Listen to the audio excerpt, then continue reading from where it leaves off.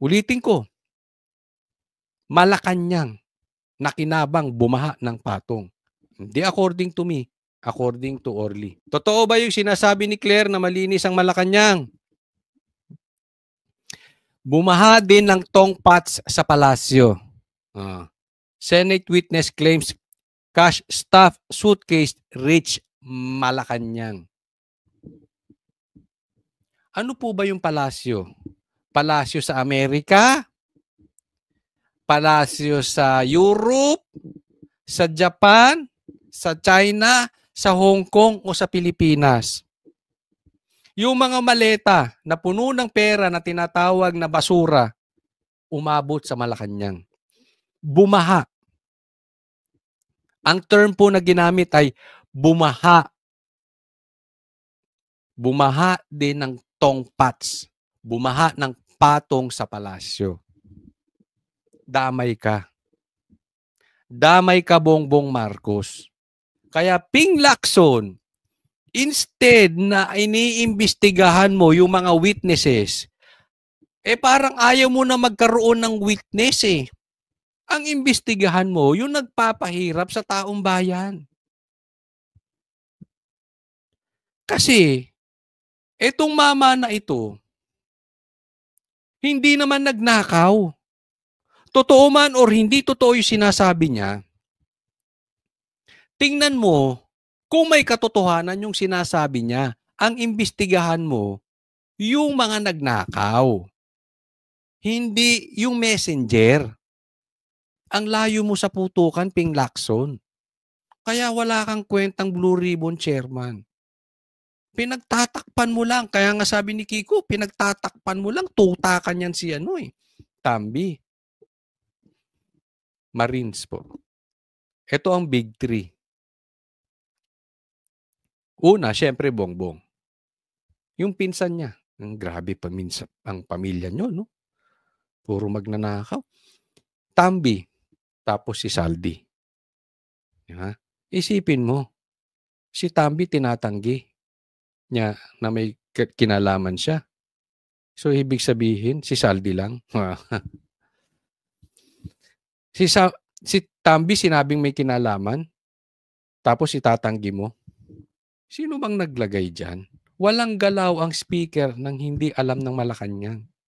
Alam po yan, hindi lang po ngayon. Nangyayari po yan. Kahit sa ang gobyerno, administrasyon. Tingnan po natin itong next. Ito pa, isang ebidensya, pakita ko sa inyo. Ebidensya na kasabwat si Bongbong Marcos dyan sa maanumalyang flood control projects na yan. Pakinggan po ninyo. Pinasusuri na ni Pangulong Bongbong Marcos sa legal team ang pagiging bahagi ni Baguio City Mayor Benjamin Magalong sa Independent Commission on Infrastructure.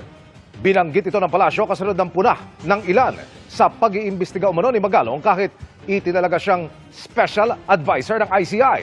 May mga puna rin umanong abala siya sa komisyon at baka nauubusan na ng oras sa pagiging alkalde ng Baguio City. Ang babaw, no? Okay, ito ang issue dyan. Si Magalong, gumawa ang Pangulo nyo, Pangulo ng mga tuta. Gumawa yung Pangulo nyo ng independent na investigative people, no, yung ICI. No? So, iimbestigahan nila yung patungkol sa flood control projects. Kaya lang, ito si Magalong, sinasabi niya, willing siyang sumama. At nagsasalita siya, marami siyang alam na ebidensya, may hawak siya na ebidensya. Okay? So, ang nagtalaga nung tatlo na mag-iimbestiga ay ang Pangulong Marcos nyo. Gets nyo? Okay. Si Magalong parang hindi siya kasama doon pero parang magiging advisor. Sa madaling salita, parang napilitan lang si Bongbong Marcos isama si Magalong. Kasi nagsasalita na sa media at sinasabi niyang meron siyang alam. Kasi pag hindi mo sinama si Magalong doon sa tatlo, magmumukhang guilty si Bongbong. Kaya lang ang nangyayari ngayon, parang pinag-iisipan ng tanggalin si Magalong. 'Di ba? Ano daw ang dahilan?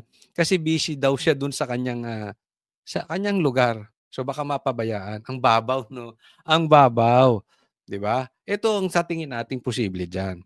Alam naman natin si Magalong, sinubukan din lagyan nung panahon diyan sa SAF 44 na 'yan, 'di ba? Oo. Hindi siya nalagyan. In short, hindi siya mahawakan sa liig. Ayun. Yung ICI na 3 kaya niyang hawakan ni Bongbong Marcos sa liig dahil siya ang nagtalaga niyan, eh. Lu Iimbestigahan mo ba yung boss mo? Walang gagong maniniwala dun. Kaya nga kalokohan yang ICI na yan, eh. Kung talagang seryoso si Bongbong Marcos na imbestigahan yan, hayaan niya ang Duterte block ang magtayo. O hayaan niya yung nasa gitna. Wala sa Duterte, wala sa Dila, wala sa Bongbong. Hindi inassign ni Bongbong, hindi na ano. 'Di ba? Or mag-assign ka ng tigi-tigisa. Isang pula, isang dilaw, isang DDS. Para patas, 'di ba? Lahat yan si Bongbong. Kontrolado niya in short. Si Magalong hindi niya kayang hawakan sa liig. Hindi niya kontrolan. Posible nga na baka inalok na to si Magalong at tinanggihan. That is very, very possible. Kaya, plano nang tanggalin ito si Magalong.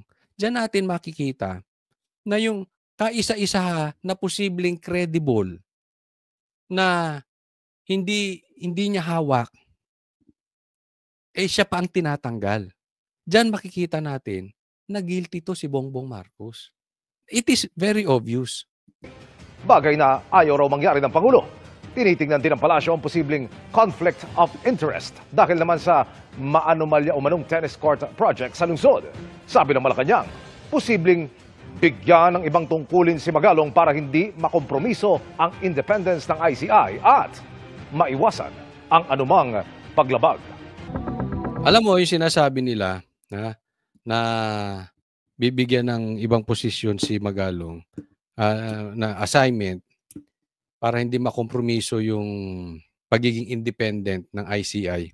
Sa totoo lang, si Magalong ang pinaka-independent sa mga yan. Hindi mo mahawakan sa liig yan.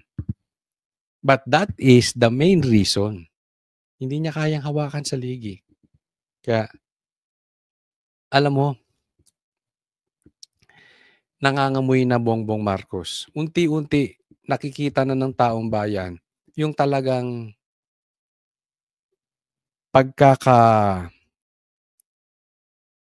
damay mo o partisipasyon mo. Isa pong halimbawa na kalokohan talaga yung mga naglalabasan ngayon. Sabi niya, medyo nagulat tayo. Sabi ni Erwin Tulfo, tells ex-CIS party mate Eric Yap to face Rimowa cash drop scandal. Yan. Kasi naghatid din daw kay Eric Yap na kapartido niya, kaparty list niya na si Eric Yap. Okay? Si Saldi, grabe ang deliveries ng pera. Pero ang sabi, wala daw kinalaman si Tambi. Ngayon naman, si Eric Yap, grabe rin ang deliveries ng pera, pero yung kaparty mate niya sa ACT-CIS na si Erwin Tulfo, wala ding kinalaman. Nagulat talaga sila sa sinabi nitong si Orly Gutesa. Pero, ito, yung nakikita natin, natuta ni Tambi rin. Di ba? Kita nyo na, dikit-dikit. Si Tambi wala daw kinalaman, pero binanggit na. Pero, hindi raw damay si Bongbong Marcos doon. Wala din siyang kinalaman. So yung connection, lahat sila walang kinalaman. Yung people under them, sinabi na may deliveries ng pera, pero sila, walang kinalaman. Talagang niloloko tayo ng mga taon to, no? Di ba? Kaya nga dire-diretso yan, sinasabi ko yan na i-connect natin. Si Erwin, kaya palang ingay-ingay nito, may mga deliveries kay Eric Yap. So ibig mong sabihin si Eric Yap nakinabang sa party list ninyo diyan sa flood control projects ng limpak-limpak na salapi. Pero ikaw hindi. Ni piso hindi. Hindi mo alam. Hindi ka kasali sa party list. Kahit kasali ka. Hindi ka kasali sa transaction. Wala kang alam. Wala kang pinakinabangang pera. Ang galing, no? Tapos, konektado rin yan kay Ping. Kasi sila yung mga maiingay ngayon eh. Na pinalitan naman ni Tito Soto dahil siya ay naging Senate President. Na ngayon, ang gulo-gulo ng Blue Ribbon Committee. Ang gustong imbestigahan, yung notaryo. Na binanggit si Saldi. Nawala daw kinalaman si Tambi. Na nag-upo ay si BBM. Nakita nyo na yung koneksyon ng anim? Pero lahat sila sinasabing malinis. Ay, sino may kasalanan? Ako? Kay Sara kayo nag-deliver? Kay Basti? Kay Pulong? Kasalanan to ng DDS. Tingnan mo nila. Mga gago tong mga to.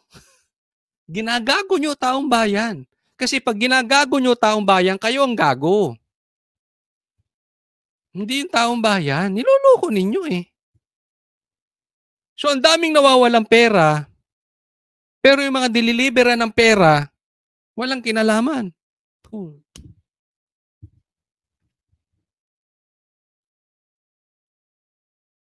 Kita nyo na ang lawak ng problema ng Pilipinas kasi ang daming nakinabang. I really don't believe na yung kasamahan mo sa party list na ikaw ang nagpanalo dyan, ikaw ang kilala dyan, ikaw ang parating kasama ni Tambi na lumalabas sa media before, ikaw ang hindi nakinabang. Diba? Ang lawak po nito. Ang daming nakinabang eh. Kaya ang daming nagtatanggol. Kasi madungis din sila. Baka dumaan sa kanila, mayari sila. So yariin na nila hanggat maaga yung investigasyon. Mapapansin nyo na madaling mahalata eh. Yung gustong ihinto yung investigasyon, sila yun. Involved yung mga yan. Ingat po tayo.